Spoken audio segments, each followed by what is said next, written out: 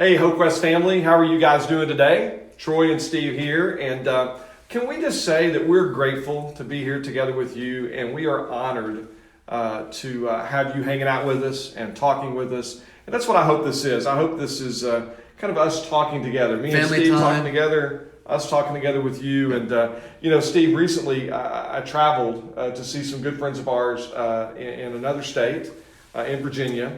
And it was cool to bump into so many different folks that were watching these videos. Yep. And they said to tell you hi, by the way. Appreciate that. but Hi, back. As we were there, we were visiting with folks who, several of them have been through the Trek program, or they were the family members or loved ones of folks that have been through the Trek program. And so we're having dinner one night, and it might have been right after dinner. I can't remember. It was either at dinner or after dinner. But this statement was made by one of the guys there, and it was so profound, I pulled out my phone and wrote it down. Really? Wow. Yes, it was that profound. Okay. And here was the statement. Okay. It was, it's so incredibly difficult to have HopeQuest front porch conversations when you get back home. Yeah. And that really resonated with me because I've heard a lot of guys say that. So here's my question for you, for starters. Yeah. Just in a couple of sentences. Sure. What did those front porch conversations at HopeQuest mean to you? Let's start there. You know what? I was actually thinking about this morning when I was walking the dog. I was like, oh man, what I would give to be back on that porch again, because I was wound tighter than a golf ball. Yep. I was not knowing what authentic relationships looked like and authentic conversations. And when I got here, and in fact, when guys get here, you're in quiet refuge. Yeah. And we do that for a reason. And I sat there on the porch and I could look at those trees and hear birds and watch squirrels and start unwrapping my thoughts. And it became this space of, hey, this is cool. This is peaceful. I could feel my soul not rumbling with thoughts and distractions and what I needed to do next and whatever. It's like, I'm actually not afraid of this. So you had space, absolutely, to begin to try to relate. And then what were those relationships like that you were experiencing on the front porch? They were nothing short of amazing. I think every guy that can relate, raise your hand, is when you spend up to 12 weeks with people, they become your foxhole buddies for the rest of your life. I mean, I've never been in the military, but I'm still close to some of these guys I went through. And, we could share anything. Your deepest, darkest secrets, the things you hid, all that stuff comes out and you're going, I'm still loved. Yeah. Because that's what I did. It's not who I am. So you could be honest, and you could be known, and you could be loved. Absolutely. Love that. Yeah. So there's this sense of connectedness, this sense of, before I got here, no one really knew me, and now I'm really known. Yeah. I'm really loved. Yeah. I actually feel connected. Yeah. But then you go back home. How challenging was that for you, leaving Trek and realizing, hey, the rest of the world out there is a little bit different from the front porch at HopeQuest? Yeah, I mean, for me, what the parallel was kind of like, when you go to camp and you have that spiritual high, you come home and go, oh, wow, life's going to be different because here we go, because life at camp is away from the norm. It's away from all the ugly and whatever. And, I got home and even moving across country, and it was like, okay, this isn't the same thing. Right. And it was hard. It's like, how am I going to find this? I mean, where do I find men that want to sit on the porch and just chat and talk, and I can be myself and whatever? I mean, it's not easy. I'll be the first one to admit. Right. So there was the challenges of busyness, the challenges of how do I find safe guys? Right.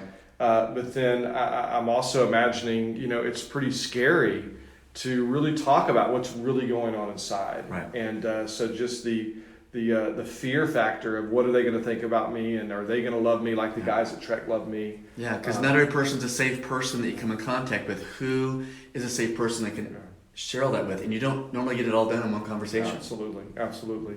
For me, when I left our program in California and actually moved to Georgia, I had that same experience. We didn't have a front porch at Link here in Fresno, but I had front porch HopeQuest types of relationships and experiences, and I felt loved and connected and known in a way that I had never before actually felt loved and connected and known. Right.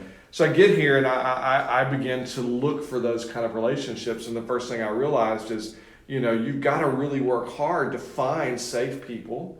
And but they're out there. And one of the two things that really stand out to me, number one, I bumped into a group of guys, one that knew my story. So I knew he was safe already. Okay. So I kind of I took a chance and I began to unpack my story a little bit more with him.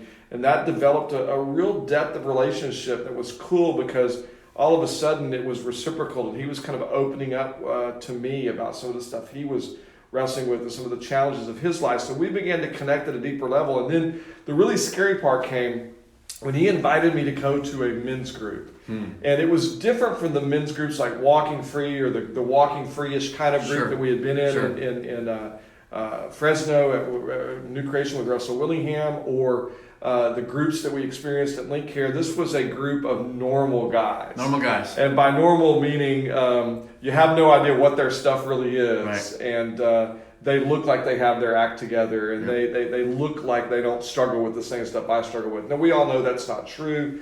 All men struggle with a variety of things, and if we can get past that mask wearing and posturing that we guys do, there really is this depth. It's just getting past when guys connect. It's just getting past that part where they say, "Yeah, I struggle," and it's like all you see is this much, and it's like, "Well, what do you struggle with?" Well, I remember the night that I told my story to that group, and it was very, very difficult to tell my story for a couple of reasons. One, my story was still very fresh and raw to me. Right. But also, my story was very shameful, and I was very embarrassed and ashamed of all the sinful things I had done. And I thought, these guys, when they hear my story, they are going to reject me. They're going to say, Troy, thanks for being here, but you're really not a good fit for our group. But instead, as I shared my story with those guys, they asked questions. They loved me. They were drawn to me. They began to open up about some of their stuff. And it really, that group ended up being track front porch type of relationships. And so then you took a risk. I took a risk with these normal guys, and it really helped me, and it really helped them. And then here's the thing, that inspired me. I began to look around, and I'm thinking to myself, there's got to be a bunch of guys here in Woodstock, Georgia, that want this. So that's what inspired me to start Walking Free. I needed those authentic, honest, real relationships. And I knew there were guys out there that needed and wanted those authentic, honest relationships. So that's why I started Walking Free. And that'd be a fun story for another day. But the bottom line is, the risk helped me feel connected, helped me feel loved, but it ended up with the birth of Walking Free. And wow, the rest is history on that one. And while you were looking for something to meet a need for you, look what God did with it. Absolutely. Look at God. Isn't that how God works? It really is. So that reminds me of a story. Is this a good time to share it? That would be great. So I've been praying, Lord. This is a recent story. A month ago. Oh wow. Yeah. So since the last time I recorded with you and stuff, I just really been asking the Lord. I don't. My phone doesn't ring. I could use some more authentic relationships, and I'm on the other side of town from HopeQuest. So we're going to church over there, and it's kind of a whole different territory. So I'm starting from scratch, just like the rest of you. And so I know what that struggle is like, and so I just committed it to prayer. I said, I'm tired of being alone. I'm tired of being alone. I'm going to go looking for it. Yeah. And so Julie and I were at an event, just volunteering over the weekend. And I'm sitting there with a bunch of other volunteers, and literally there's other couples around the table. It was, we weren't part of the conference. We were there to help. And I started off sharing my airplane stories. Did I ever tell you I got kicked off an airline? No, that's a story for a different day. But just stuff like that. So now you're building some camaraderie, some fellowships. Like, oh, really? They share a fun story. And where that ended up going was conversation with this new friend of mine. He starts sharing a story about something that happened with him and his kids. And I thought, wow, and I'm just listening. I'm just going to be an active. I'm an extrovert, right? So I'm just gonna listen and ask questions about where he's going. Well, what ended up happening was I talked, and then he talked, and then I started talking about HopeQuest and what this ministry is all about, and explained what men. That kind of takes the conversation in another direction. Yeah, I just kind of explained, hey, here's what we do, and he's like, well, wow, that's an amazing ministry. So he's asking me, tell me more about the ministry. And I'm like, because he wants to know how you help guys like that? Yeah, it's like, so what do you do for them? So I tell them all about, these guys that come in for 12 weeks, what that looks like, what the program looks like, the authenticity, how guys are opening up and owning their stuff and sharing these. And as I'm telling him that, Troy, I notice his eyes start to water. And what I sense down in my spirit is, there's a connection going on here. So there's a connection, there's safety developing, you're going a little bit deeper. We are, and I'm thinking, okay, Steve, let's go a little bit further. He shared a story about growing up. I said, tell me about you. I asked. Here's the other thing. I asked some good questions. I wanted to find out where God was going to take this. So I asked some good questions, and he told me a story about when he was a kid, 8 years old. He's out in the water, in the ocean, and the lifeguard had to blow his whistle really, really loud so everybody in the beach hears it. So he ends up having to be rescued by the lifeguard. Here was his dad's response. His dad hauled off and punched him in the gut. And I looked him in the eye, and we were this close. And I validated his feelings. And I said to him, Tom, that's not how God treats us. Because I knew, based on my own experiences, that sometimes earthly fathers get in the way of heavenly fathers. And I just met him where his pain was Absolutely. And you listened and you connected with him. That's all I did. Well, that brought me down. Then we went like this, and then I said, oh, and by the way, that program that I told you about, I went through that 2 years ago. As soon as I said that, he goes, you know the 10 Commandments, right? And I said, yeah, I've been in seminary, I know those. He goes, I'm pretty sure I broke all 10 of them. And I just looked at him like, okay, so? And again, he's got watery eyes, and he's like, I could just feel his guilt and shame, and I just want to be able to tell him, look, dude, I still love you. I mean, I don't care what you did. So what I hear you describing here is that you're asking God to help you find some authentic relationships, and you're out there just going about your own business, doing the normal stuff of the day-to-day of your life. And God puts this guy in your space, and y'all begin to talk, and the next thing you know, y'all are having a front porch, HopeQuest front porch kind of conversation. Exactly, and here's the kicker. He looks me in the eyes with tears welled up and says, and confessed to me something. He goes, I haven't even told my wife that. So I'm sitting thinking, God, what a privilege that you've brought this guy in his life. We met like a couple weeks ago, so like 2 or 3 weeks later, he lives about 2 hours away from me, so we picked a spot an hour away from each of us. We had lunch, a 2 or 3 hour lunch, and he looked at me across the table at lunch and said, I have never had a relationship like this in 40 years. Steve, that just reminds me that there are so many people out there. You and I were two of those guys. There are countless guys out there listening to this. There are countless women out there listening to this. There are countless couples out there listening to this, and they long to be connected. They long to experience a safe, authentic, honest, and a real relationship. Just like the men that come to the Trek program experience on the front porch. And here's the thing. I want you guys to know that is possible.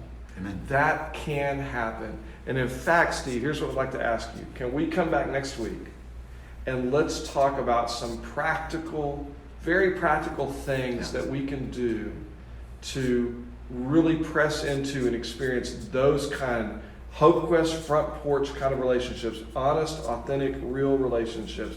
Can we do that next week? Let's do it. I think that's super helpful because I know if I'm on the other side listening, I'm going, okay, great for you, Steve and Troy, but I'm still struggling with it, and we want to help. We want to help give some practical tools to that. So yeah, let's do that. Absolutely. So we're going to come back next week. In the meantime, it would really, really just bless us if you would pray for the HopeQuest team. Amen. And if you would like this video wherever it is that you're seeing this. If you would share this video with whomever you can in whatever ways you can. And if you're watching this on YouTube, what would really help us is if you would go down and subscribe to this channel.